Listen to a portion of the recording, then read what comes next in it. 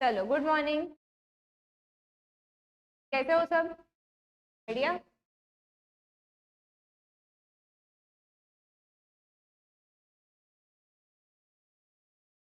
क्या पढ़ा था हमने कल? स्टार्ट करा था चैप्टर नंबर 1। क्या था chapter number 1? Choice of business organisation.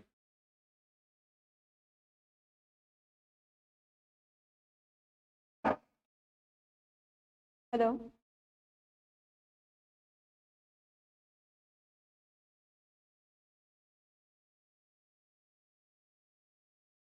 चलो, क्या समझा था हमने इस चैप्टर में? क्या जरूरी है choice of business organisation?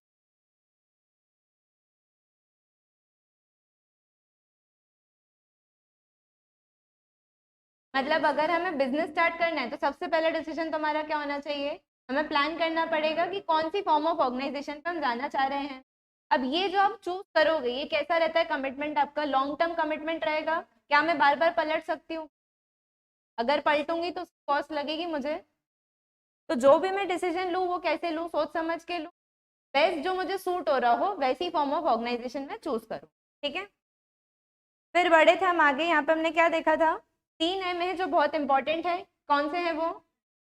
Man, material और मशीनरी। ठीक है। चलो, फिर आगे क्या था? मीनिंग ऑफ बिजनेस ऑर्गेनाइजेशन देखा था। क्या बताया था इसमें? क्या होता है बिजनेस ऑर्गेनाइजेशन? अरेंजमेंट करते हैं हम चीज के लिए।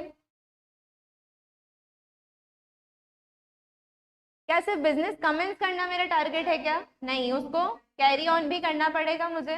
ठीक है। फिर आगे क्या बोला था यहाँ पे? सीक्वेंशियल सीरीज ऑफ स्टेप्स रहती हैं।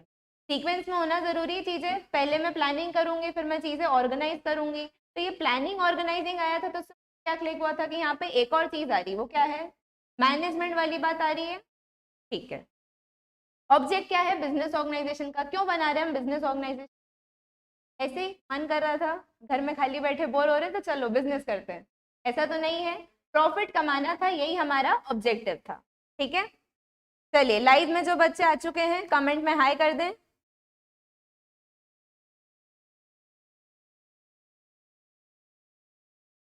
फिर हमने समझा था कि टाइप्स ऑफ बिजनेस एंटिटीज होती क्या क्या है। कौन कौन सी एंटिटीज होती हैं? सबसे पहला क्या है? Simplest form sole proprietorship. फिर पार्टनरशिप है और कंपनी रहेगी। और HUF क्या होता है? Hindu undivided family. और फिर और एक और कुछ था क्या? एग्जैक्टली LLP भी था एक कंसेप्ट। क्या होता है LLP? Limited liability partnership. Hello Isha, good morning. चलो, फिर हमने स्टार्ट कर लिया था क्या? Factors governing the decisions for suitable form of organization. ठीक है। अब हमें क्या देखने थे? कौन से फैक्टर्स हैं जो हमको देखना है जब हम बिजनेस ऑर्गेनाइजेशन का फॉर्म चूज कर रहे हैं। सबसे पहला क्या देखा था हमने?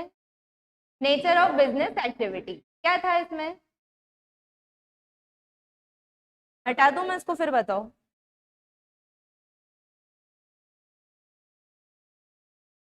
मतलब सबसे पहले तो मुझे ये देखना पड़ेगा कि मैं जो बिजनेस कर रही हूँ उसका नेचर कैसा है, किस टाइप का बिजनेस है, उसी के अकॉर्डिंग क्या करूंगी मैं? चूज करूंगी। चलिए, मान लीजिए मैं क्या कर रही हूँ? सर्विसेज देने का काम कर रही हूँ। छोटी मोटी सर्विसेज देती हूँ। तो मुझे किस पे जाना चाहिए? Sole proprietorship. मान लो मैं होटल वाला बिजनेस करने का सोच रही हूँ, फिर पार्टनरशिप पे या LLP पे भी जा सकती हूँ मैं। ठीक है। पार्टनरशिप LLP भाई भाई है, यहाँ पे पार्टनरशिप यूज करो तो वहाँ LLP भी आप यूज कर सकते हो। ठीक है? अब मुझे कुछ बड़ा करना था। मैंने सोचा कि मैं बहुत बड़ी सी मैन्युफैक्चरिंग यूनिट डालूंगी, तो अब मैं क्या करूँ? कंपनी फॉर्म पे जाऊंगी। ठीक है। तो ये क्या करा मैंने?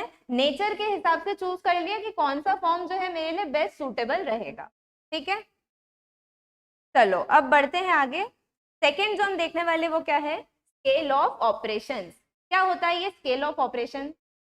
पेंसिल स्केल वाली बात कर रहे हैं क्या? अब इधर ये नहीं, ये कैसी स्केल है?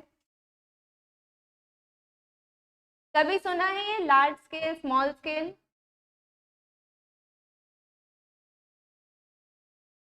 मतलब मैं बिजनेस जो है छोटे लेवल पे करना चाह रही हूँ, मीडियम लेवल पे करना चाह रही हूँ, या फिर मैं एकदम लार्ज लेवल पे करना चाह रही हूँ। इसके अकॉर्डिंग क्या होगा? चीजें डिसाइड होंगी। ठीक है। चलो देखते हैं इसको। यहाँ पे क्या बोल रहे हैं? If the scale of operations of business activities is small, sole proprietorship और 1 पर्सन कंपनी। क्या सही बोल रहे हैं ये? अगर मेरा जो बिजनेस है बहुत ही छोटे लेवल पे मुझे करना है, कोई मेरी गली की दुकान, क्या करूं मैं अभी? सोल प्रोप्राइटरशिप या हद से हद में ओपीसी चूज कर सकते हो। ठीक है, फिर क्या बोल रहे हैं, मान लो जो मेरा बिजनेस है मॉडेस्ट लेवल पे, मॉडेस्ट का मतलब क्या होता है समझते हैं? ज्यादा बड़ा नहीं, ठीक है, मीडियम लेवल वाला। अभी क्या चूज करूं मैं? और पार्टनरशिप के साथ हमेशा कौन आएगा? एलएलपी। ये दोनों पति पत्नी की तरह है, जहाँ पार्टनरशिप आएगा वहां पीछे पीछे एलएलपी आ जाएंगी। चलिए, क्या ज्यादा सूटेबल मगर कंपनी रहेगा लार्ज स्केल।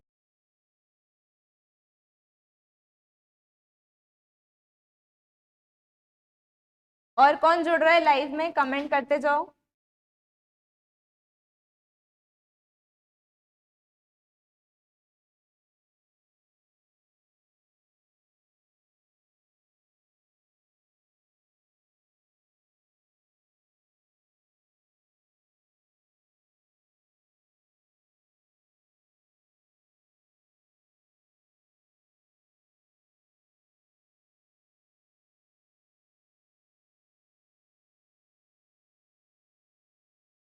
चलिए 2 मिनट सबको आ जाने देते हैं।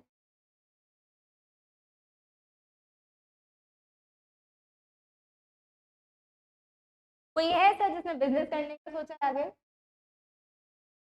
ये तो इसी ये सोचा वही बहुत है ना। हाँ अभी आप ऐसी बातें कर रहे हो मैडम। कोई तो होगा पर ऐसा किसी का मन हो, या घर में किसी का है, फैमिली में है, उसको संभालने का सोचा है?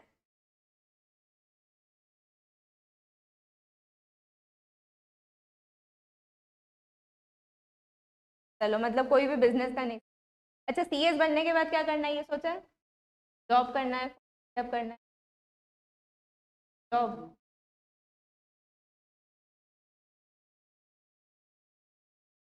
सेल्फ रहेगा, मतलब फर्म सेटअप करना, जॉब करना चाहते, सेफ। अच्छा, और ये लाइव वालों में आपने क्या सोचा है आगे क्या करना है? फर्म सेटअप करना है या जॉब करना है? किसी ने भी फर्म सेट करने का नहीं सोचा? क्यों?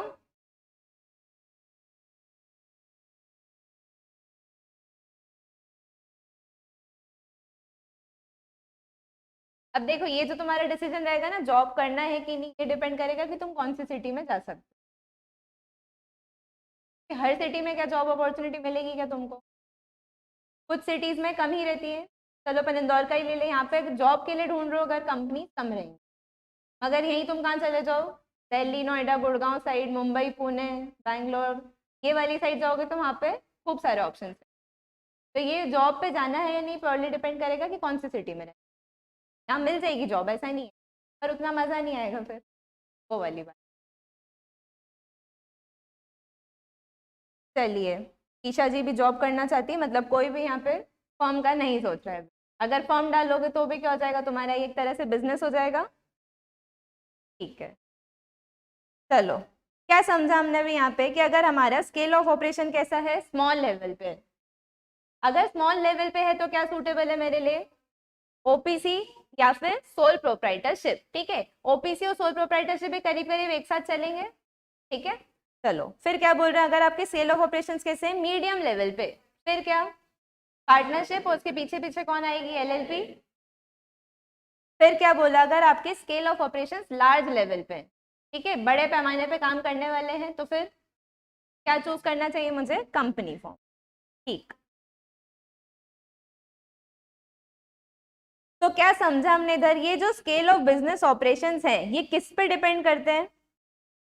जो साइज ऑफ मार्केट एरिया आप कवर करने वाले हो, मतलब मुझे कितने बड़े लेवल पे मार्केट को सर्व करना है, ये इस पे डिपेंड करेगा मेरा स्केल ऑफ ऑपरेशन कैसा है। अगर मैं सिर्फ एक छोटी सी जनता को टारगेट कर रही हूँ, मतलब मैंने कुछ बिजनेस स्टार्ट करा और मैंने सोचा मुझे सिर्फ ये इंदौर इंदौर में ही करना है, तो मैंने क्या करा, सिर्फ इंदौर का मार्केट चूज करा है, तो मेरा क्या लार्ज स्केल रहेगा क्या ये? अभी नहीं। मगर मैं क्या टारगेट कर रही हूँ कि मैं डिफरेंट डिफरेंट स्टेट्स में जाके अपना बिजनेस करूंगी, फिर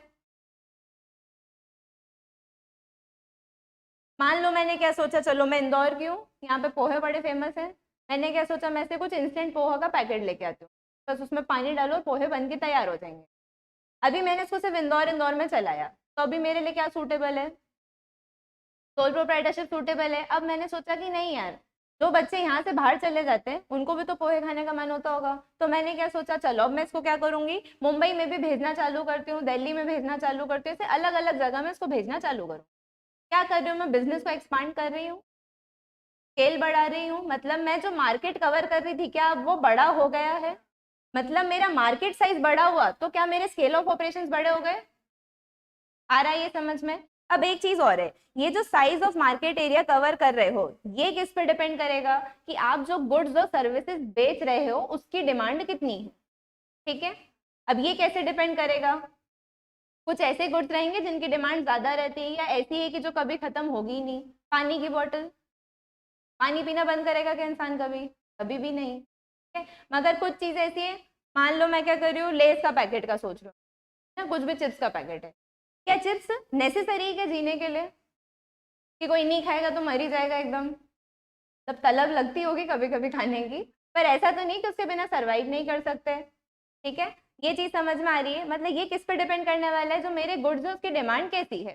ठीक है, अभी शार्क टैंक देखा होगा कभी तुम लोगों ने, उसमें कुछ कुछ अजीब सी इनोवेशन लेके आते थे लोग, एक वो लेके आए थे ग्लास का मास्क, है ना, अब उसकी क्या इतनी डिमांड है क्या, क्यों उसका मजाक बना था उधर, क्योंकि उस चीज की इतनी डिमांड ही नहीं थी, जितने बड़े लेवल पे उसको ले जाने का सोच रहे हो, जितनी फंडिंग वो उसके लिए मांग रहा था, क्या वो सही था क्या, नहीं, क्योंकि वो गुड्स कैसे थे जिसकी डिमांड है ही नहीं इतनी। क्या इंडिया के लोग हैं क्या इतने मूर्ख कि वो ग्लास का मास्क खरीदेंगे, हम मुंह पे मास्क लगा ले वही बहुत बड़ी बात है हमारे लिए, हम ग्लास पे तो मास्क कई मतलब सदियों तक नहीं लगाने वाले।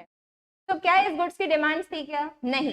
तो क्या इससे मेरा मार्केट एरिया बड़ा हो रहा है, नहीं। अब मार्केट एरिया ही बड़ा नहीं है तो क्या मेरे स्केल ऑफ ऑपरेशन बड़े होंगे, मतलब ये तीनों चीजें आपस में एक दूसरे पर डिपेंड कर रही हैं। ठीक है, शर्मा जी बिना बैग के आ गए आप, सही लेके आए, गेट लगा देना प्लीज। क्या हुआ, घर पे बैग भूल के आ गए, ये अलग ही लेवल का देखा आज मैंने, मतलब इंसान कॉपी भूलता है, होमवर्क करके भूल जाता है।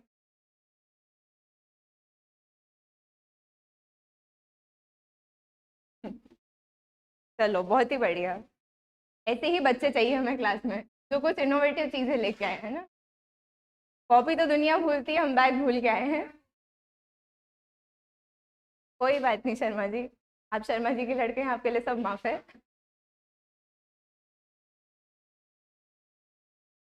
चलिए, लाइव में और कोई कनेक्ट हुआ है तो हेलो करो।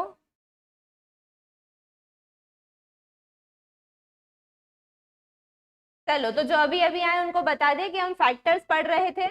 ठीक है, उन्हीं फैक्टर्स में हम आगे वाले पॉइंट पे बढ़े। जो हम अगला पॉइंट देख रहे हैं वो क्या है, स्केल ऑफ ऑपरेशन। ठीक है, स्केल ऑफ ऑपरेशन का मतलब कितने बड़े लेवल पे या कितने छोटे लेवल पे या कितने मीडियम लेवल पे आप काम कर रहे हो। ठीक है, तो ये हमने कैसे डिसाइड किया था कि अगर आप स्मॉल लेवल पे काम कर रहे हो तो क्या करना है आपको, ओपीसी या फिर सोल प्रोप्राइटरशिप पे जाओ। ठीक है, मीडियम लेवल पे काम कर रहे हो तो फिर पार्टनरशिप या फिर एलएलपी। अभी हमने एक चीज सीखी थी कि पार्टनरशिप और एलएलपी ये सब कैसे दोनों पति पत्नी की तरह है, जहां पार्टनरशिप आएगा पीछे पीछे एलएलपी का ऑप्शन भी आप लगा सकते हो। ठीक है, और फिर अगर बड़े लेवल पे करे तो क्या ऑप्शन है हमारे पास, कंपनी का। हुआ ये क्लियर। चलो, अब एक चीज और देखनी है हमें इधर,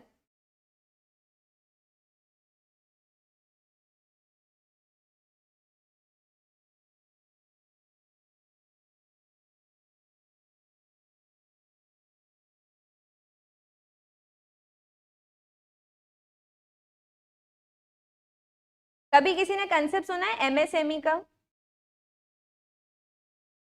कहाँ सुना है तुमने ये, बिजनेस स्टडीज में क्या होती है एमएसएमई।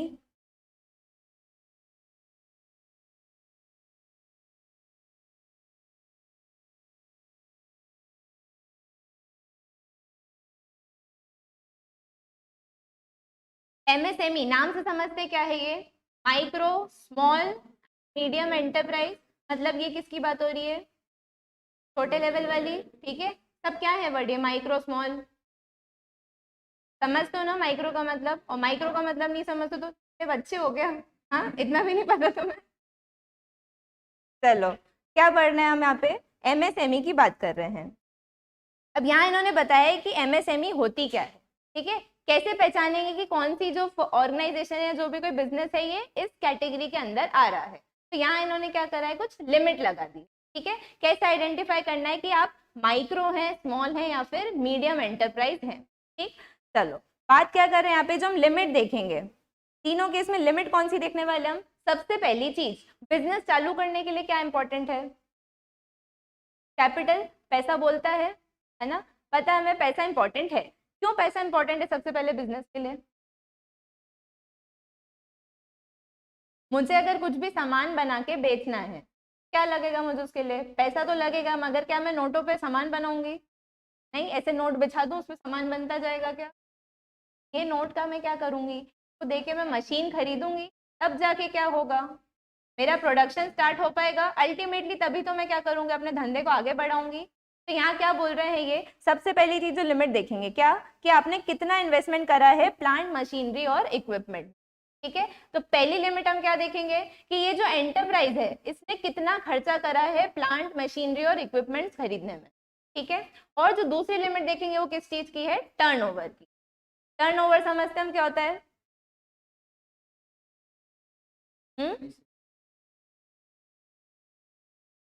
क्या होता है टर्नओवर, महिमा और ईशा आप भी बताओ, क्या होता है टर्नओवर, सुना है कभी ये वर्ड,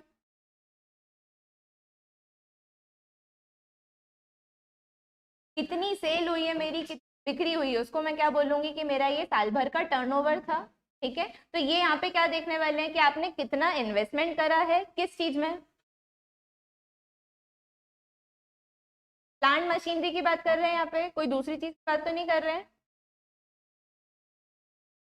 पक्का, ठीक है। फिर क्या बोला, टर्नओवर की लिमिट देख रहे हैं, चलो अब एक ही करके लिमिट देखेंगे।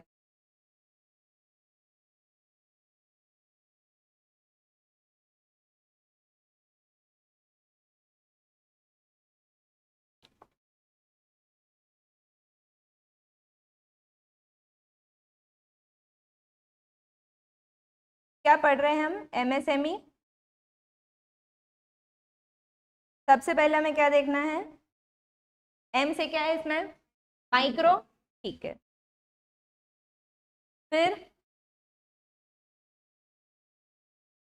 और फिर क्या आएगा अपना,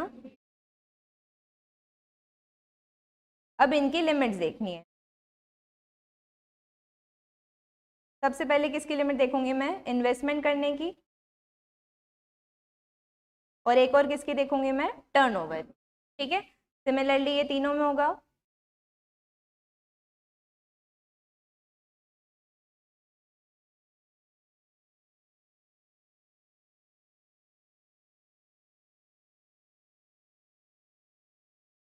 अब क्या बोला यहाँ पे इन्होंने, अगर आप माइक्रो हैं तो कितना इन्वेस्ट करा होगा आपने,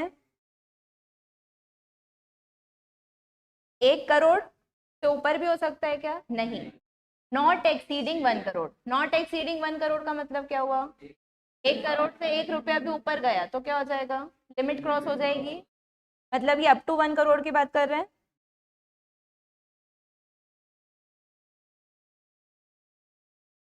ठीक है। टर्नओवर की बात करें हम तो यहाँ कितना बोला है, 5 करोड़ बोला है, ठीक है। 5 करोड़ क्या है ये, नॉट एक्सीडिंग, ये एक्सीडिंग, नॉट एक्सीडिंग 5 करोड़ और अप टू 5 करोड़, कुछ डिफरेंस है क्या, एक ही बात हो गई है, 5 करोड़ तक, ठीक है। फिर बढ़े आगे, स्मॉल की अगर हम बात करें, अब क्या करना है यहाँ पे हमको, इन्वेस्टमेंट कितना रहेगा आपका प्लांट एंड मशीनरी में, अब इनको करना क्या, आपको बस एक एक जीरो आगे लगा देना है, ये याद करने के लिए,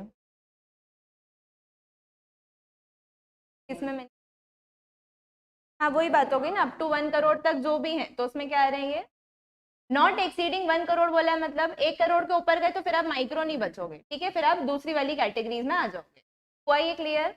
चलो अगला, स्मॉल में क्या बोल रहा है, आपने इन्वेस्टमेंट कितना करा हो, अप टू 10 करोड़, 10 करोड़ से ऊपर इन्वेस्टमेंट चला गया तो ठीक है। टर्नओवर के लिए कितना बोल रहे हैं, आपका टर्नओवर कितना रहा हो, 50 करोड़ तक का, ठीक है। फिर बढ़ते हैं आगे, इसमें इन्वेस्टमेंट कितना बोला है, अब यहाँ पे कितना कर दिया उन्होंने, 50 करोड़ और 250 है कि 200 है?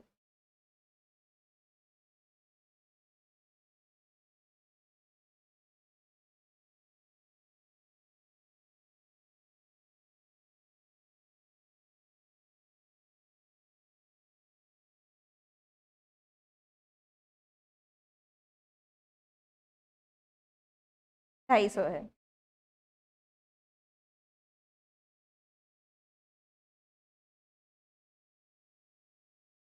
चलो इधर एक चीज और बोली थी, पहले ये भी देख लो। ये जो मैं लिमिट देख रही हूँ इन्वेस्टमेंट और टर्नओवर की, क्या मुझे दोनों लिमिट देखना है या दोनों में से कोई एक भी क्रॉस हो गई तो मान लिया जाएगा कि वो लिमिट क्रॉस हो चुकी? ऐसा क्यों?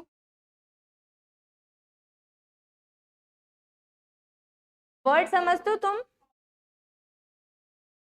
और एंड के बीच का डिफरेंस क्या होता है? इनके बीच का डिफरेंस, एंड मतलब दोनों चीजें, और मतलब या तो ये या फिर ये। अगर आपका टर्नओवर क्रॉस कर गया या फिर आपकी जो इन्वेस्टमेंट है वो क्रॉस कर गई तो उस केस में क्या हो जाएगा, आप उस कैटेगरी से बाहर हो जाओगे। और का मतलब समझ रहे हैं ना हम? यहाँ क्या लिखा है इन्होंने, where the investment in plant and machinery और equipment does not exceed 1 crore and, मतलब यहाँ पे क्या बोल रहे हैं, ये दोनों चीजें, ठीक है। अगले वाले में क्या बोल रहे हैं, फिर से एंड है, और यहाँ पे क्या आ रहा है, एंड। मतलब क्या मुझे इधर दोनों में से कोई एक देखनी है कि दोनों ही देखनी है? एक चीज एक्सीड हो गई एक नहीं हुई तो फिर नहीं होगा, क्योंकि क्या बोला है यहाँ पे, एंड बोला है। जब एंड बोल दिया मतलब मुझे दोनों लिमिट्स को देखना है। जिस दिन दोनों क्रॉस हो जाएंगी उस दिन क्या हो जाएगा, मैं उस कैटेगरी से बाहर हो जाऊंगी। हुआ ये क्लियर? लाइव वालों समझ में आया? कुछ डाउट तो नहीं?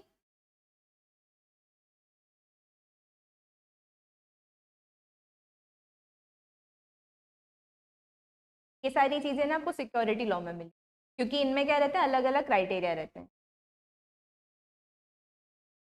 इन सब के लिए क्या रहती है, बहुत सारी रिक्वायरमेंट रहती है। जैसे तुम लॉ पढ़ोगे ना तो तुमको दिखेगा यहाँ पे कि हर चीज के लिए एक अलग अलग रिक्वायरमेंट है और हर जगह एक्सेप्शन भी देके रखे हुए हैं, ठीक है।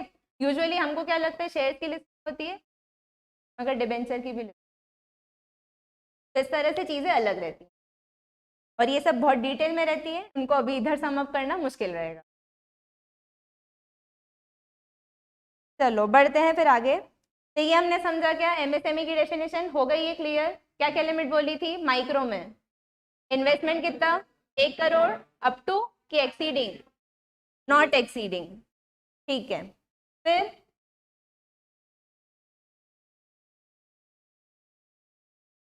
लाइव वाले बच्चे भी कमेंट में लिखते जाओ लिमिट। फिर क्या देखा हमने, स्मॉल, स्मॉल में कितनी लिमिट बोली इन्वेस्टमेंट की, 10, और क्या है 50 करोड़ टर्नओवर, ठीक है। अप टू, ये कौन बोलेगा, मैं आऊंगी क्या एग्जाम में याद दिलाने? नहीं ना, ये तुम्हें ही याद रखना है कि 50 के आगे भी हमको कुछ लिखना है। सिर्फ घर का नाम ऐसे छोटू वोटू नहीं बोलना है, पूरा अच्छे से लिखो ना, पूरा बड़ा सा नाम लिखना उसका जो भी है सब, ठीक है। फिर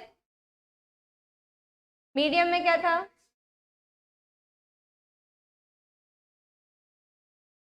भूल गए, नोट नहीं करा था?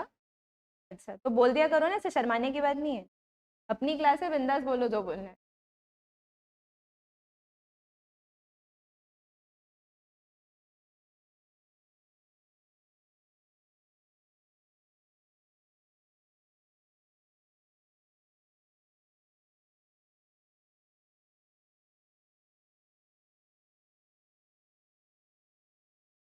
फिर इसका वेटेज 3 आएगा तो एक क्वेश्चन आएगा तो फैक्टर्स में से। सर पढ़ना अपने को सब कुछ है, छोड़ेंगे कुछ भी नहीं। नहीं नॉलेज का तो ठीक है चलो, अगर हमको कुछ भी छोड़ के नहीं जाना है, बुक में जो दिया हम तो सब पूरा पढ़ के जाएंगे, तो कुछ नहीं कह सकते। और बाकी एक चीज बोली थी मैंने शुरू से ही, लड़की और इंस्टीट्यूट पे कभी भरोसा नहीं करना, ठीक है, तो वो तो याद रखना ही हमें, पूरा पढ़ के जाना है। इनका जो पैटर्न चल रहा है उसको देखो, उससे अजम्पशन लगाओ, उसके हिसाब से प्रिपरेशन करो, मगर पढ़ो पूरा।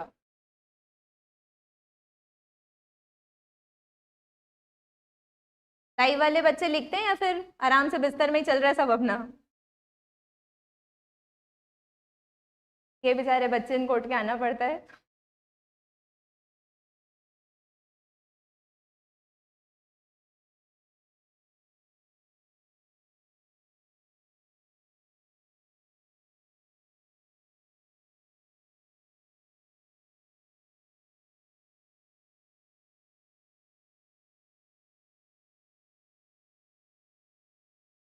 लिख लिया?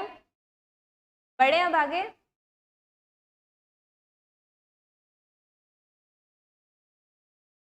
चलो सेकंड पॉइंट कवर कर लिया अपन ने, स्केल ऑफ ऑपरेशन। अब थर्ड क्या है अपने पास? Capital requirement. क्या होता है कैपिटल रिक्वायरमेंट? अभी हमने समझा था बिजनेस चालू कर रहे तो सबसे पहले क्या लगेगा? कैपिटल, पूंजी लगेगी आपको। ठीक है, क्या बोल रहे हैं यहाँ पे? Enterprises requiring small investment. अब देखो, जब बिजनेस चालू कर रहे हो तो कुछ एंटरप्राइज ऐसी है जिनको छोटा सा इन्वेस्टमेंट लगेगा। ठीक है, वही मेरी गली की दुकान, ज्यादा इन्वेस्टमेंट नहीं चाहिए था, मैंने घर में ही क्या करा, एक दुकान खोलनी थी बस, जो सामान खरीद के लाना उसका खर्चा है मेरा। ठीक है, अभी क्या मुझे एकदम कंपनी फॉर्म ऑफ ऑर्गेनाइजेशन बनाओ, वो कीर्ति का किराना करके मैंने दुकान खोली और मैं आईपीओ लेके आऊंगी? हाँ, मुझे इन्वेस्टर्स चाहिए, बहुत बड़े लेवल पे काम करना है मुझे, 10 किलो पोहा इकट्ठा करना है अपनी दुकान पे। क्या करूंगी मैं इसके लिए? आईपीओ वगैरह लेके आऊंगी, लिस्टिंग करा दूंगी क्या? नहीं, बेवकूफ होंगी ना अगर मैं ऐसा कर रही हूँ। क्या उसकी रिक्वायरमेंट है? क्या होता है? नहीं। तो यहाँ क्या बोल रहे हैं, अगर आपकी एंटरप्राइज जो है उसको कैसा है, स्मॉल इन्वेस्टमेंट की रिक्वायरमेंट है, तो किस पे जाऊंगी मैं? सोल प्रोप्राइटरशिप या फिर ओपीसी पे? ठीक है, फिर क्या बोल रहे हैं? Companies are usually best able to attract capital because investors are assured that. अब देखो, जो भी इन्वेस्टर्स होते हैं, मान लो तुम पैसा लगा रहे हो, तो तुम किसी कंपनी में लगाना प्रेफर करोगे या किसी की पार्टनरशिप फर्म में? क्यों? अभी लाइबिलिटी की तो कुछ बात ही नहीं आ रही ना। भरोसा वहां रहता है ना कंपनी पे। क्यों रहता है कंपनी पे भरोसा? नहीं, ऐसे तो कितनी कंपनियां घोटाला भी कर देती हैं। ट्रांसपेरेंसी जो है कहाँ मिलेगी तुम्हें?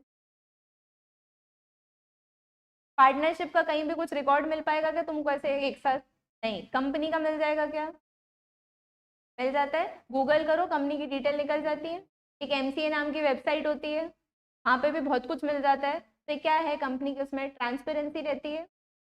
तो देखो क्या बोल रहे हैं यहाँ पे, जो कंपनी फॉर्म ऑफ ऑर्गेनाइजेशन है उनको इन्वेस्टर्स इजीली मिल जाते हैं। ठीक है, क्या बोल रहे हैं इधर, इसीलिए वो क्या कर पाते हैं, ज्यादा कैपिटल अट्रैक्ट कर पाते हैं। मतलब अगर मुझे ज्यादा पैसों की रिक्वायरमेंट है बिजनेस चलाने के लिए, तो मुझे कौन से फॉर्म ऑफ ऑर्गेनाइजेशन पे जाना चाहिए? कंपनी वाले पे। क्यों? क्योंकि वहां पे लोगों का भरोसा ज्यादा रहेगा। कोई कंपनी में इन्वेस्ट करेगा इजीली या फिर पार्टनरशिप या सोल प्रोप्राइटरशिप में? कंपनी में ही करेगा। ठीक है, हुआ ये क्लियर? मतलब कैपिटल रिक्वायरमेंट के हिसाब से हम समझ रहे हैं, जहाँ पे कम पैसों की रिक्वायरमेंट है, कम इन्वेस्टमेंट की रिक्वायरमेंट है, तब क्या चूज करेंगे अपन, सोल प्रोप्राइटरशिप या फिर ओपीसी। और अगर ज्यादा इन्वेस्टमेंट लग रहा है, मुझे इन्वेस्टर्स की जरूरत लगेगी, लोन लेने की जरूरत लग सकती, तो मैं किस पे जाऊं? कंपनी पे। हो गया ये क्लियर? नेक्स्ट पॉइंट देखते हैं, वो क्या है, मैनेजेरियल एबिलिटी। मैनेजरियल एबिलिटी क्या होता होगा? महिमा, ईशा, आप भी बताओ क्या होता होगा मैनेजरियल एबिलिटी?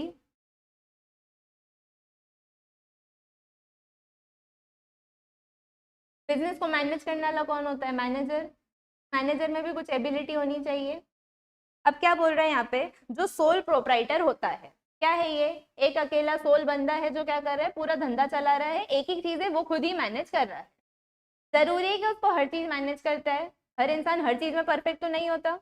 होती ना अमिता उसमें कि मेरी एक्सपर्टीज नहीं है, for that reason I am out. मतलब हर जगह तो आपकी एक्सपर्टीज नहीं हो सकती है, कहीं ना कहीं तो आप फेल हो गए ना, कि कोई ऐसी चीज होगी दुनिया में जो आपको नहीं आती होगी। अब सोल प्रोप्राइटरशिप या फिर ओपीसी के केस में क्या दिक्कत हो जाती है, ओनर एक है, फैसला उसी को लेना है, कुछ भी करना है सब क्या है, उसी के ऊपर है। अगर उसको किसी चीज की नॉलेज नहीं है, मतलब वो उस पार्ट पे क्या हो जाएगा, फेल हो जाएगा, है ना? ठीक है, तो क्या बोल रहे हैं यहाँ पे, it is difficult for a sole proprietor to have expertise in all functional areas of business. बहुत ही मुश्किल है कि कोई एक इंसान क्या करे, सारे एरिया में अपनी एक्सपर्टीज रख ले। फिर the size of the business may not permit engagement of professional management. मैं सोल प्रोप्राइटरशिप चला रही हूँ, क्या मैं प्रोफेशनल अपॉइंट कर सकती हूँ क्या कि वो आके फैसले ले ले? यहाँ पे एक वकील रख लूँ मैं, कोई प्रोफेशनल और CS लगा लूँ एकदम काम पे, क्या ये आप फैसला लिया करिए हमारे लिए? ऐसा पॉसिबल है क्या? नहीं, क्योंकि कैसा है ये स्मॉल स्केल पे है, छोटे लेवल पे क्या इतने फंड होंगे कि मैं ऐसे किसी को हायर कर सकूं? नहीं कर सकती। ठीक है, आगे क्या बोल रहे हैं? In other forms of organization like partnership and company, वहां पे क्या होता है? डिविजन ऑफ वर्क हो जाता है। क्या होता है पार्टनरशिप और कंपनी के केस में? वर्क डिवाइडेड रहता है। क्या सिर्फ एक जने के ऊपर जिम्मेदारी है क्या? नहीं। पार्टनरशिप का मतलब क्या हुआ? दो लोग मिलके कुछ काम कर रहे हैं या दो से ज्यादा लोग, ठीक है। क्या इनकी जिम्मेदारियां बढ़ती हैं? ऑब्वियसली बढ़ती हैं। घर में भी रहते हो, मान लो दो भाई बहन हो, तो फिर बढ़ जाते हैं काम। और अगर अकेले हो तो फिर सारा तुम्हारे ऊपर रहेगा, वो अलग केस रहता है। मतलब जो भी है, अगर एक दो लोग तो ऐसे है ना जहाँ पे क्या होगा, वर्क डिवाइड हो सकता है ना? ठीक है, तो बोलना क्या चाह रहे हैं, ये जो कंपनी या फिर पार्टनरशिप रहती है, यहाँ पे क्या हो जाता है? वर्क डिवाइड हो जाता है। मतलब एक जना किसी चीज पे फोकस कर रहा है तो दूसरा किसी और चीज पे कर लेगा। ठीक है, अगर मान लो एक जना क्या कर रहा है, काम मैनेज कर रहा है, तो दूसरा जना क्या कर सकता है? जाके क्लाइंट ढूंढ के लेके आ सकता है ना? इन्वेस्टर ढूंढ सकता है, जो दूसरे कोर एरियाज है वहां पे ध्यान लगा सकता है। सिर्फ एक अकेला इंसान है, मैं अकेली सब कुछ कर रही हूँ, तो क्या करना है? दुकान पे बाई नहीं आ रही, दुकान पे पानी नहीं आ रहा, लाइट नहीं आ रही, ये सारी चीजें भी किसकी प्रॉब्लम है? मेरी प्रॉब्लम है। अगर मैं यही सब करती रह जाऊंगी तो फिर मैं धंधा कब करूंगी? आगे बढ़ना है तो क्या करना पड़ेगा? लोगों की जरूरत लगेगी। हमने देखे थे 3M इंपॉर्टेंट, तो उसमें सबसे पहला कौन था? मैन था। जरूरी है मैन, क्योंकि जब तक आप वर्क डिवाइड नहीं करोगे तो क्या होगा? आप छोटी छोटी चीजों में फंसे रह जाओगे, फिर जो कोर एरियाज है उस पर फोकस कर पाओगे क्या? नहीं। तो जो बड़ी फॉर्म ऑफ ऑर्गेनाइजेशन है वहां पे क्या होता है? वर्क डिवाइड हो जाता है, तो उससे क्या होता है? जो मेन बंदा है वहां का, है ना, तो वो क्या करेगा? अपने कोर एरियाज में फोकस कर सकता है। चलो फिर क्या बोला है? Company form of organization is better alternative if the operations are far flung. Far flung मतलब दूर दराज, सुना है कभी?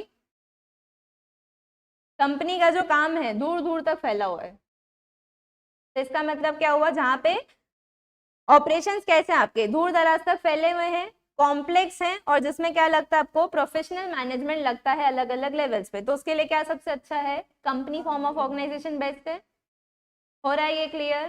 ठीक है, समझ में आ गया? मैनेजरियल एबिलिटी के हिसाब से क्या एक इंसान हर चीज में एक्सपर्ट हो सकता है क्या? नहीं। अगर बड़े लेवल पे काम करना है तो फिर किस फॉर्म पे जाओ? पार्टनरशिप पे या फिर कंपनी पे। क्या रीजन है? क्योंकि वहां पे क्या हो जाता है? वर्क डिवाइड हो जाता है। हो गया क्लियर? चलो, लाइव वाले क्लियर हुआ तो यस करो। अब यहाँ क्या बोल रहे हैं?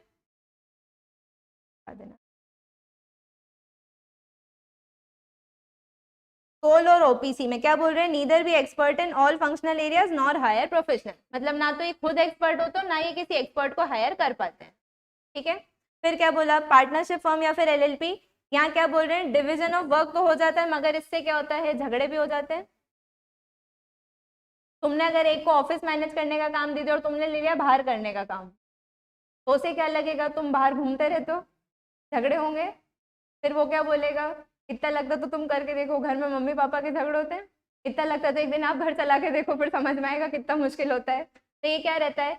अगर वर्क डिवाइड हो रहा है तो फिर कॉन्फ्लिक्ट भी होंगे, झगड़े होंगे। ऑब्वियस सी बात है, बात होगी तभी तो बात बिगड़ेगी, है ना? और बात करने के लिए लोग हैं तो फिर तो झगड़ा होगा ही। चलो आगे क्या बोला? कंपनी क्या है? कॉम्प्लेक्स नेचर है, और इसमें मैनेजर क्या रहते हैं? हर लेवल पे रहते हैं। हो गया ये क्लियर? चलिए बड़े नेक्स्ट पे। अगला है यहाँ पे डिवीजन ऑफ प्रॉफिट। क्यों कर रहे थे बिजनेस? प्रॉफिट के लिए। ठीक है, क्या बोला यहाँ पे? An entrepreneur desiring to pocket all the profits of business will naturally prefer sole proprietorship. मैंने वो दुकान क्यों डाली थी? कि मैं चाहती थी जो भी कमाई हो सारी की सारी मेरे पास आ जाए। मेरा एक कोई मान लो छोटा भाई था, मुझे लगा बहुत नालायक है, इसको तो मुझे एक भी चीज नहीं देनी अपने प्रॉफिट में, इसीलिए मैंने क्या चुना? Sole proprietorship. पार्टनरशिप करती तो फिर क्या होता? दोनों में आपस में बढ़ता प्रॉफिट। मुझे पता था ये आलसी घर पे सोता रहेगा और मैं यहाँ दुकान पे घिसती रहूंगी, तो मैंने क्या करा? सोल प्रोप्राइटरशिप चुन लिया, क्योंकि मेरी क्या इच्छा थी कि सारा प्रॉफिट जो क्या है अपनी पॉकेट में लेके मैं घर जाऊं। तो क्या बोला इधर? Entrepreneur desiring to pocket all the profits of business will naturally prefer sole proprietorship. अगर सारा पैसा आप खुद ही लेके जाना चाहते हो तो फिर आप sole proprietorship ही करोगे. ठीक. अगला क्या बोल रहे हैं? In company organization, however, the profits are distributed among shareholders in proportion to their shareholding. मतलब कंपनी के केस में अगर प्रॉफिट होता है और अगर बोर्ड उस पर अप्रूवल दे दे तो क्या हो जाता है? ये प्रॉफिट शेयर होल्डर्स में बांटा जाता है. कभी सुना है ऐसा कुछ? शेयर खरीदते उस पर डिविडेंड मिलता है क्या? हमेशा मिलता है. अगर मीटिंग में ऐसा डिसाइड हो जाए, है ना, बोर्ड डायरेक्टर्स जो हैं उन्होंने डिसाइड कर लिया क्या कि इस बार अच्छा प्रॉफिट हुआ है तो इस बार हम क्या करेंगे? शेयर होल्डर्स को डिविडेंड बांटेंगे. तब क्या होगा? प्रॉफिट जो है अब क्या वो शेयर होल्डर्स में भी बटेगा. अगर आप कंपनी फॉर्म में जा रहे हो तो वहां पे क्या है? आपको शेयर होल्डर्स में भी प्रॉफिट बांटना पड़ेगा. वो पैसा लगा रहे हैं तो उनका भी इतना हक बनता है ना कि प्रॉफिट में थोड़ा बहुत उनको हिस्सा मिले. ठीक है, चलो.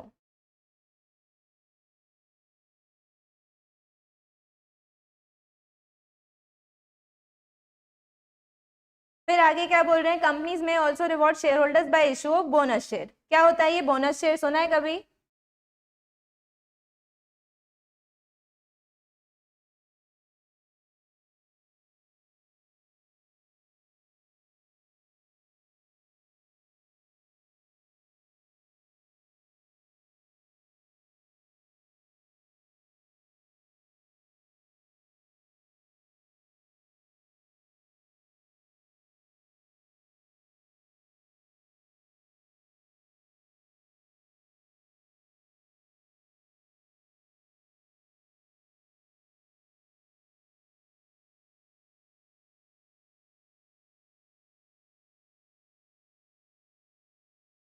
चलो क्या बोल रहे हैं यहाँ पे? कंपनीज में also reward share holders bye issue of bonus shares. Bonus shares क्या होते हैं? कुछ शेयर थे जिन्होंने खरीदे थे, फिर कुछ कंपनी के पास ज्यादा प्रॉफिट हो गया, ज्यादा पैसा आ गया, तो क्या करेंगे? ये बोनस में कुछ शेयर्स बांट देंगे. ठीक है, आसान भाषा में यही है. अकाउंट्स में आपने उसको अच्छे से देखा होगा इसका कंसेप्ट. फिर आगे क्या बोल रहे हैं? In case of listed companies the equity shares are tradable on stock exchange enabling share holders to exit the company at any time as per their own discretion.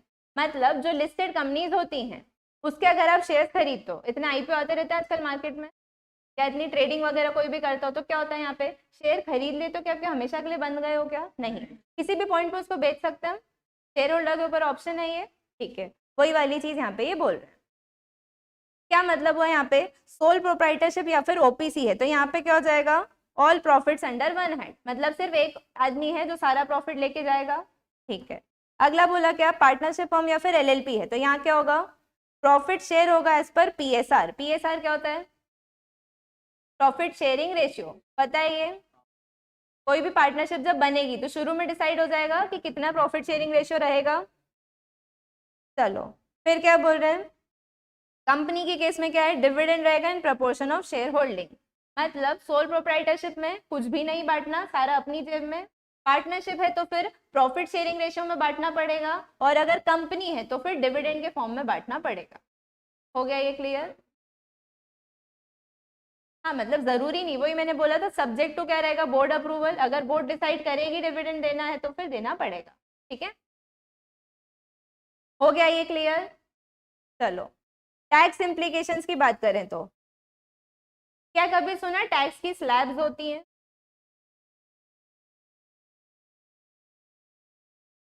मतलब क्या हर जने को इनकम टैक्स भरने की रिक्वायरमेंट आती है क्या? कभी ऐसा सुना है? मेरी इनकम 5 लाख तक की है तो मेरे ऊपर टैक्स नहीं लगेगा.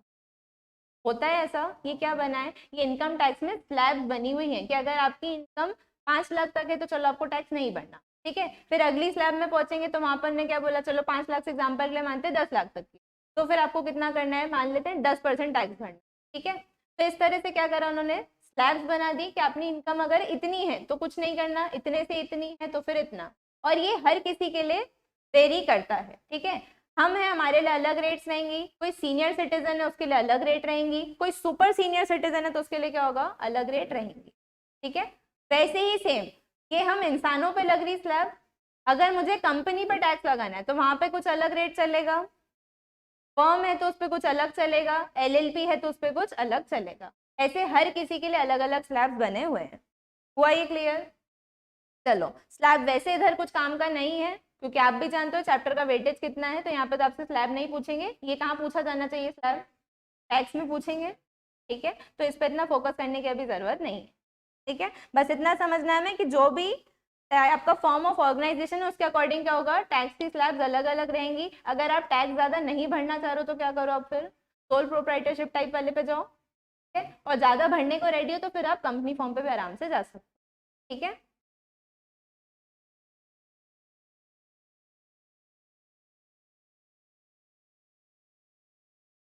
फिर नेक्स्ट इसमें आता है क्या, सीक्रेसी। सीक्रेसी का मतलब क्या हुआ, ये वर्ड किससे मिलता जुलता है, सीक्रेट।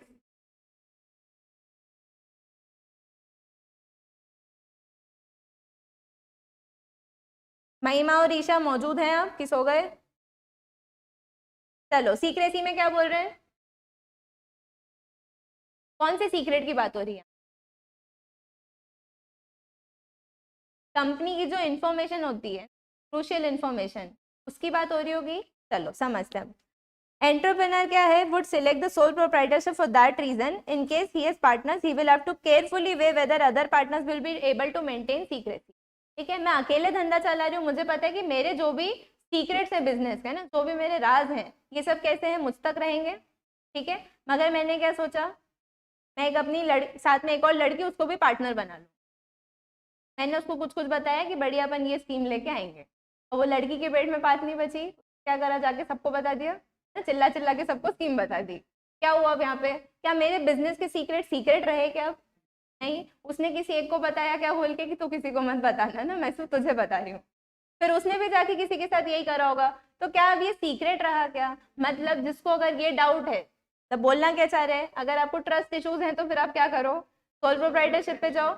अगर आप नहीं भरोसा कर पा रहे हो किसी पे कि वो इन्फॉर्मेशन जो है लीक नहीं करेगा, तो फिर आप सोल प्रोप्राइटरशिप ही, ठीक है। फिर आगे क्या बोल रहे हैं, in case of company secrecy में be restricted to the manufacturing process और the manner in which business is conducted. मतलब वहां पे सीक्रेसी किस चीज की रहेगी, सिर्फ कि मैन्युफैक्चरिंग कैसे चल रही, क्या हो रही है, और बिजनेस कैसे चल रहा है, क्या हो रहा है, इस चीज तक की सीक्रेसी रहेगी। मतलब किसी चीज की सीक्रेसी, क्या बोल रहे हैं आगे, certain aspects of their business such as board of directors, shareholding, financial statement, other information which are statutorily required to be placed on public domain are accessible to any person। इतनी सारी यहाँ पे उन्होंने बातें ली। क्या बोलना चाह रहे थे उसको आसान भाषा में, कंपनी जो है उसके ऊपर क्या है, लीगल रिक्वायरमेंट है कि उसको कुछ चीजें डिस्क्लोज करनी पड़ेंगी। किसको डिस्क्लोज करनी है, पब्लिक को कैसे करेगी, खड़े हो जाए यहाँ पे माइक लेके। आरओसी नाम सुना है कभी, रजिस्ट्रार ऑफ कंपनी, सुना है, ठीक है। ये जो आरओसी और कंपनी है, इनका रिश्ता कैसा रहेगा, अभी एक हमने रिश्ता देखा जो पति पत्नी वाला, एलएलपी और ये पार्टनरशिप। अभी आरओसी और कंपनी का रिश्ता कैसा रहेगा, इनका रहेगा कैसा, बाप बेटे वाला। मतलब कंपनी कुछ भी कर रही, जाके क्या करेगी, पिताजी को बताएगी सबसे पहले दौड़ी दौड़ी, ये रूल बना के रखा हुआ है, ठीक है। कंपनी में एक पत्ता हिल रहा है तो क्या करना, जाके आरओसी को बताना पड़ेगा। लिस्टेड कंपनी है तो किसको बताएगी जाके, स्टॉक एक्सचेंज। और कोई है जो इनको रेगुलेट करता है, कभी सेबी नाम सुना है, securities exchange board of India. उनके रूल्स बने हुए हैं, रेगुलेशंस बने हैं जो लिस्टेड कंपनी पे अप्लाई होते हैं। मतलब अगर आपकी कंपनी प्राइवेट है, मतलब अनलिस्टेड है, तो उसको क्या करना है, हर चीज आरओसी को बतानी पड़ेगी। समझ रहे हो ये चीज, चलो एग्जाम्पल के लिए अपन देखते हैं कुछ अभी।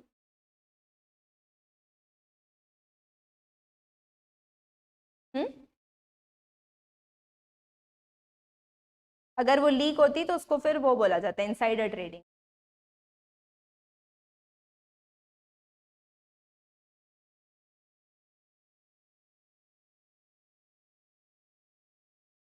ये है मिनिस्ट्री ऑफ कॉर्पोरेट अफेयर्स की साइट, ठीक है। ये मोदी जी आ गए यहाँ पे, मोदी जी हर जगह आ जाते हैं, यहाँ इनके अलग अलग पोज में फोटोज डली हुई है, बढ़िया। चलो ये कौन सी वेबसाइट है, मिनिस्ट्री ऑफ कॉर्पोरेट अफेयर्स की, ऑनलाइन वालों दिख रहा है तुमको। ये साइट किसके लिए बनी है, कॉर्पोरेट अफेयर्स लिखा है, मतलब ये कंपनी वाले मैटर्स के लिए है, और इसी के साथ में और किसके लिए है, एलएलपी, ठीक है। एलएलपी भी क्या होगी, इसकी सारा काम यहीं से होता है। अब देखो यहाँ पे सर्विसेज में जाके तुमको एक ऑप्शन मिलता है मास्टर डेटा का, किसी भी कंपनी का नाम बोलो अब तुम। चलिए ठीक, रिलायंस लेते।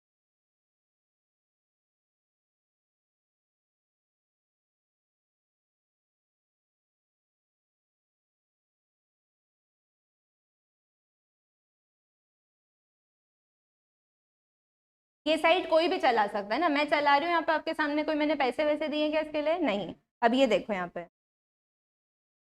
ये रिलायंस कंपनी है, ठीक है। कहाँ की बनी हुई है ये? आरओसी मुंबई लग रहा है इसके ऊपर, इसका एड्रेस लिखा हुआ दिख रहा है, इसका रजिस्टर्ड ऑफिस कहाँ है, इसमें कितनी ऑथराइज कैपिटल है दिख रही है, कितने जीरो है? इतने तो मेरे जीवन में नहीं आए होंगे जीरो, इतने ज्यादा जीरो इनकी कैपिटल में। फिर इनकी पेड अप कैपिटल कितनी, वो भी दिख रही है यहाँ पे। अब आगे बढ़ो, इनकी ईमेल आईडी दिख रही है कंपनी की। ये कंपनी ने आखिरी बार एजीएम कब करी थी? एजीएम समझते हो, annual general meeting, share holders की मीटिंग होती है, वो तक की तारीख लिखी है कि 24/6 को इन्होंने क्या करी थी, आखिरी एजीएम करी थी। इन्होंने आखिरी बार बैलेंस शीट कब फाइल करी थी, उसकी भी तारीख लिखी है कि 31/3/21 तक की इनकी बैलेंस शीट यहाँ पे फाइल्ड है। फिर आगे चार्जेस दिख रहे हैं, मतलब कंपनी ने कहाँ कहाँ लोन दिया और यहाँ पे चीजें गिरवी रखी हैं, ये तक यहाँ पे दिख रहा है। ये चार्ज खुला है कि क्लोज, मतलब ये लोन पूरा हो चुका है या फिर ओपन है, ये दिख रहे हैं। जो क्लोज हो गए मतलब ये सब रीपे हो गए। कितने सारे लोन है देखो इनके, ये ओपन दिख रहा है। और नीचे बढ़ते हैं, चलो कमी नहीं हो रहे इनके चार्ज। यहाँ पे क्या रही है, डायरेक्टर की डिटेल्स, मतलब इस कंपनी में कौन कौन डायरेक्टर है ये तक मुझे यहाँ पे दिख रहा है। ये दिख रहे हैं, ये सब क्या है, डिन नंबर। डिन क्या होते हैं? डायरेक्टर आइडेंटिफिकेशन नंबर, ठीक है। फिर अभी कुछ लोगों के उसमें पैन नंबर लिखा हुआ है, पैन नंबर पता है क्या होता है? पैन कार्ड होता है, ठीक है। इनका डिन क्यों नहीं है? क्योंकि ये डायरेक्टर नहीं है, तो फिर इनका नाम यहाँ क्यों आ रहा है? क्या कंपनी में सिर्फ डायरेक्टर्स होते हैं की मैनेजरल पर्सन में? कोई और पोजीशन भी रहती है, सीईओ, सीएफओ, और हम क्या कर रहे हैं? कंपनी सेक्रेटरी किस में आता है? केएमपी में आता है, की मैनेजरल पर्सन, ठीक है। यहाँ पे कौन है कंपनी सेक्रेटरी? सावित्री पारेख जी दिख, ये यहाँ की सीएस है, ठीक है। चलो अब यहाँ पे मुझे ये तक दिख जाएगा कि ये जो मुकेश अंबानी जी हैं, ये और कौन कौन सी कंपनी में डायरेक्टर हैं, जो कि यहाँ दिख नहीं रहा है। और यही होता है सरकारी वेबसाइट। जब तुम इंटर्नशिप स्टार्ट करोगे तो तुम्हारा जीवन ऐसे ही बेकार होगा।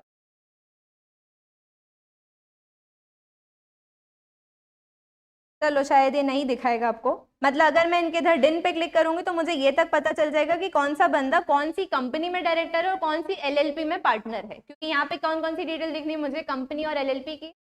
अब मुझे बताओ, जब ये सारी चीजें ऐसे ही ऑनलाइन दिख रही है मुझे, मैं किसी भी कंपनी की देख सकती हूँ, किसी भी एलएलपी की देख सकती हूँ, अब कुछ सीक्रेट बच रहा है क्या? ये तो ऑलरेडी डला हुआ है ना, कोई भी देख सकता है ये। अब क्या सीक्रेसी मेंटेन करेगी कंपनी एलएलपी? मतलब कुछ मैटर्स ऐसे हैं जो कि आपको लीगली पब्लिक डोमेन पे डालने हैं, तो वो तो क्या सीक्रेट रहेंगे क्या? बिल्कुल भी नहीं, ठीक है। ईशा और महिमा दिख रहा था आपको सब कुछ? आया समझ में ये? चलो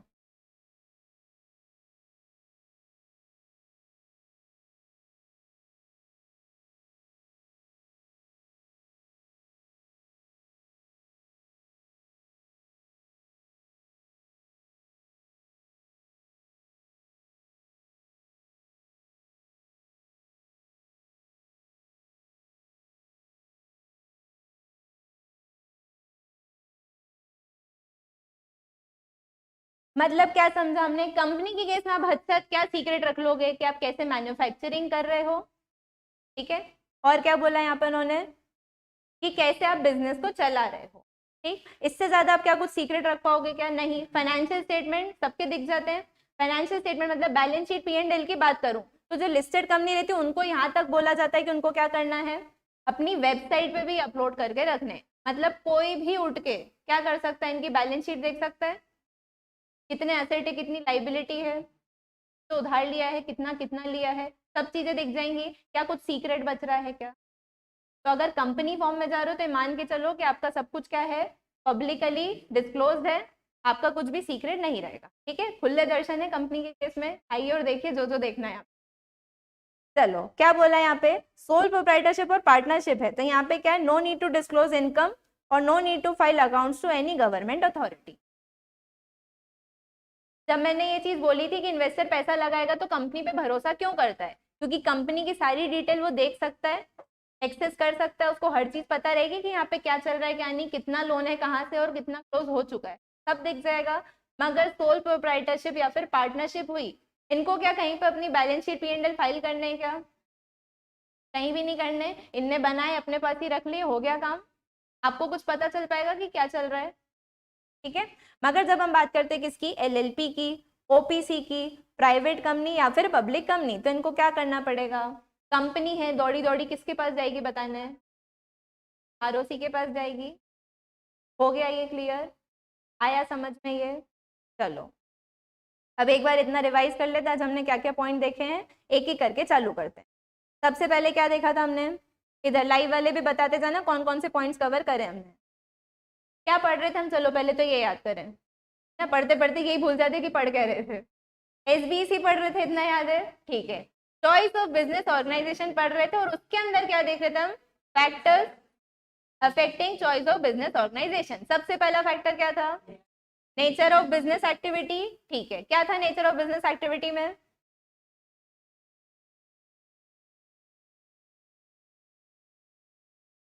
मैं किस नेचर का गुड्स बना रही हूँ या सर्विसेज दे रही हूँ, उस पर डिपेंड करेगा कि मुझे कौन से फॉर्म ऑफ ऑर्गेनाइजेशन पे जाना है, ठीक है।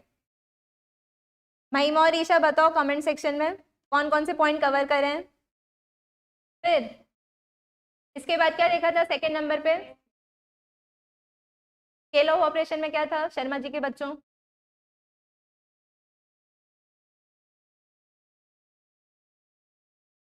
मीडियम स्केल है, क्या करूं,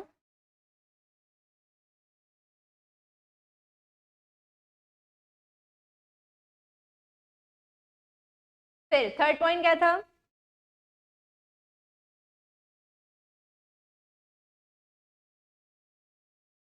कैपिटल रिक्वायरमेंट था, छोटा कैपिटल लग रहा है मेरे को, स्मॉल इन्वेस्टमेंट, तो फिर सोल प्रोप्राइटरशिप या फिर OPC पे जाऊंगी। ज्यादा कैपिटल लग रहा है, इन्वेस्टर्स लगेंगे, लोन लगेगा, तो क्या करूं, फिर कंपनी बना लूं, लोगों को भरोसा रहेगा, आसानी से पैसा मिल जाएगा, ठीक है। फिर मैनेजरल एबिलिटी क्या था उसमें,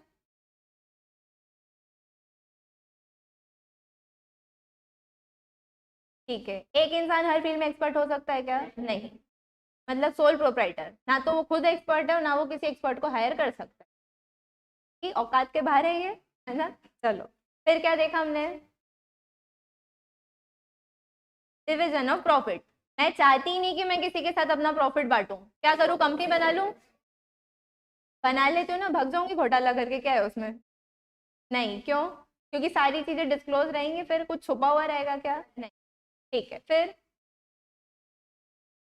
टैक्स इम्प्लीकेशन, क्या हर फॉर्म ऑफ ऑर्गेनाइजेशन के लिए अलग तरीके की टैक्स की स्लैब और रेट्स लगेंगी, मेरी नीयत नहीं है टैक्स भरने की, तो मैं क्या करूं, सोल प्रोप्राइटरशिप पे चली जाऊं पहले ही इज्जत से। फिर सीक्रेसी, सीक्रेसी मेंटेन करना है, किसी पे भरोसा नहीं होता मुझे, क्या करूं मैं, थोड़ा बहुत भरोसा कर लेती हूँ मैं, खुला भरोसा है, सारी चीजें एकदम, मतलब मैं तो डिस्प्ले पे लगा दूंगी, बोलो।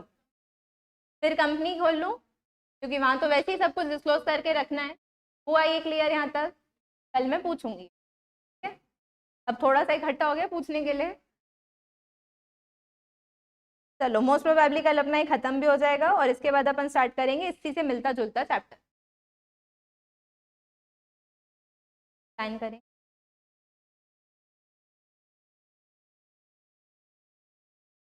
चलिए किसी को कोई डाउट, शाबाश ईशा, सारे पॉइंट सही सही लिख दिया आपने। महिमा जी आप भी अपना कंट्रीब्यूशन करें, किसी को कोई डाउट है भी, आ रहा है समझ में सब कुछ, ये दिल रखने के लिए हाँ बोल रहे हो रहा है ना क्लियर। अब कल से जो पैटर्न चलेगा पढ़ाने का क्या रहेगा, शुरू के 10 मिनट आपकी खिंचाई होगी, तो ये सोच के 10 मिनट लेट मत आना, है ना, जब आओगे तब पूछ लूंगी, ठीक है।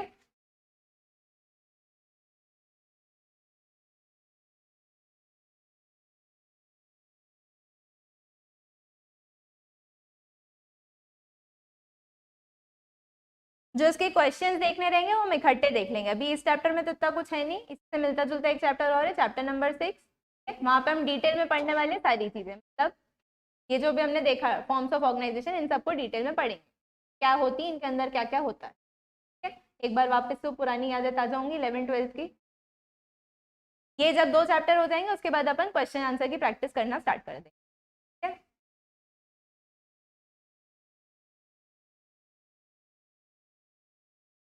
ईशा और महिमा क्लियर हो गया सब कुछ?